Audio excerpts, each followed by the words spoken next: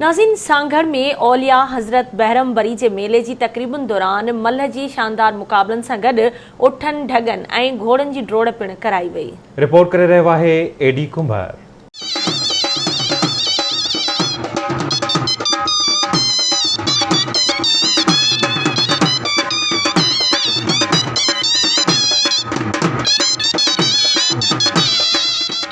सांगड़ लॻ ओलिया हज़रत बहरमबरी जे मेले जे तक़रीबनि में घोड़नि ढगनि उठनि जी डोड़ समेत मल्ह मुक़ाबला बि ॾिसण वटां हुआ।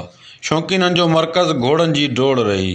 घोड़नि जे डोड़ जा 2 ॾींहं मुक़ाबला थिया, जंहिंमें सिंध जे नाले वारे घोड़नि जे शौक़ीननि जे घोड़नि डोड़ में हिसो वरितो, जंहिंमें सोहेल सुमरो जे सिंध पहलवान, मोहम्मद खान जूणे जो जे असील, पप्पू हिंगोर जो जे नाचू, सलाम खान ज़रदारी जे रांदीके, हाजी इसाक वसाण जे मेरा नसीब, नूर अहमद वसाण जे सिंध सिंगार, लाइक चांडियो जे मीज़ाइल, गुल वसाण जे शेरदिल, नईम खान काइम खानी जे सालार बाही में कुकरिया कराए छॾिया।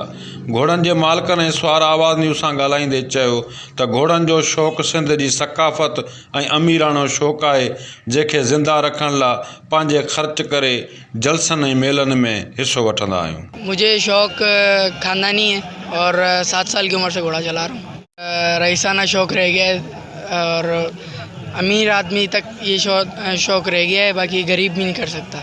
जब मैं 14 साल का था तो मुझे भिटशा में 500 घोड़ों के बीच में पहला नंबर मिला था और मेरा पहला मेला था वो। जॾहिं बि सांभर में आयुसि त मां पंहिंजे वालिद साहब वटि घोड़ा ॾिठा। मरहूम हाजी मोहम्मद खान लाशारी ऐं डिस्ट्रिक्ट दादू सां मुंहिंजो तालुक़ु आहे, तालुको जोही।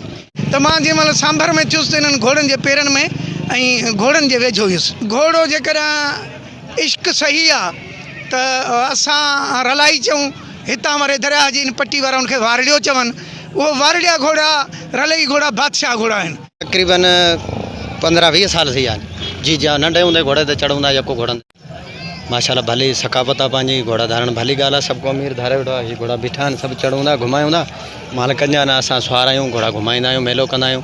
घोड़े जहिड़ी शइ न आहे। जेसीं हयाती आहे तेसीं रखंदासीं। असांजे माइटनि जो शौक़ु आहे, असांजी सिंध जो शौक़ु आहे, असांजी सिंधी सकाफ़त आहे। असां इश्क सां मोहबत था करूं, प्यार असांखे। असीं पंहिंजो इश्क आहे घोड़नि जो आहे, मईनि जो आहे, घोड़नि जो आहे, सो रहंदो ऐं रहंदासीं।